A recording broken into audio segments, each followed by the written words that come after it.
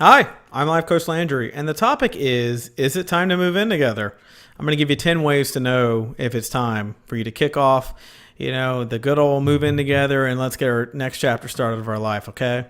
So here are 10 ways I think you can use, okay? Number one, you really, really like each other, okay? It should go without saying, but if you're not totally bestowed on your partner, merging lives and spaces is going to be a challenge. So when you're confined to the same place, you're going to see each other a lot. So if you get sick of each other easily during the day, this is probably not a good move for you. But if you really, really like each other and you just can't stop being around each other, that's a good sign. Number two, you spend most of your nights together already. So you're already in the routine of almost like you live together, but you don't. So maybe it's time to say, let's just kick out the middle ground here and just be together all the time. Okay. Number three, you want the same things from the relationship. This is an important one. I'm going to go in a little depth here. If he says he's not interested in marriage, don't move in as an attempt to secure a diamond ring. So if you're okay with not being married and you just want to be partners, that's okay. But if you don't accept that, don't think for a second that moving in is going to make a man want to put a ring on your finger. Okay?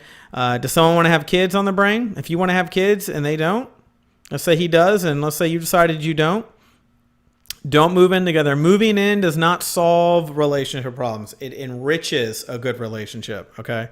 Number four, you fought and worked it out before many times. You've got it down pat. Good, compatible couples that are healthy always know how to resolve problems together, and they spend very little time having to do it because when they tackle it well and they tackle it efficiently, okay?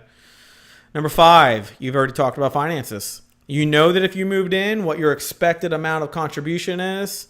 You have a set amount. It's known. You're ready to go. There's nothing to talk about. Money's an uncomfortable thing to talk about for some couples. Some couples, it's let's just get down to brass tacks. Let's iron it out. Let's see what's going, and let's get it done. Okay? While the notion of living together can be romantic, the practical side needs to be talked about too. Remember, in my videos, I always say love is broken into operations and business and love. Those things come together really, really well. You get that little tiny heart that everybody loves and everything's all good and peachy, right? Number six, you can discuss expectations, meaning you understand the roles of each other, you understand what you're doing, and you're okay with them, and you've accepted them. There's no fight that's looming down the road. You've already accepted the way things are done together. Okay? You survived vacationing together. This is a good sign because what this means is that when you go somewhere and you come back, if you're not fighting, you're in a great relationship. That means not only can they enjoy spending all that time together, but when they come back, they still are ready to get back to regular life with you. They're not worn out by you. They're ready.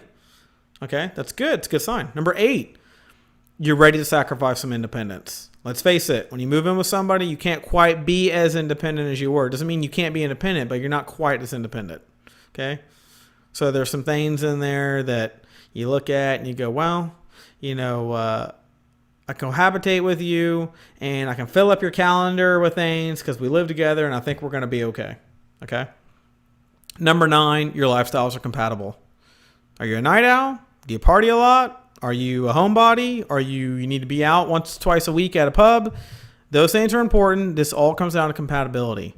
Okay. Number 10, though, the most important factor is you can communicate openly and honestly. This is the number one thing, as they say, communication and trust is everything to a relationship if it's ever going to go somewhere successful, okay?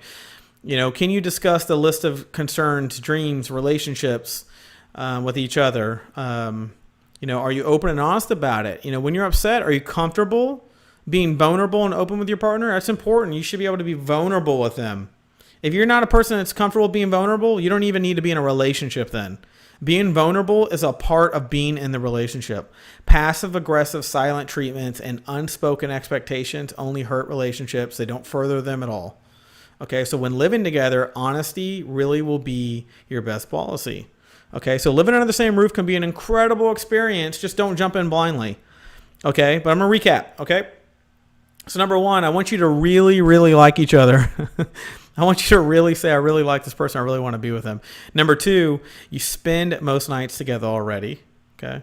Number three, you want the same things from the relationship. Number four, you fought and you work it out and resolve things pretty efficiently and well.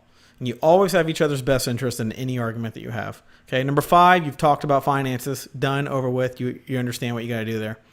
Number six, You can discuss expectations and not get bent out of shape. It's an easy conversation with you, right?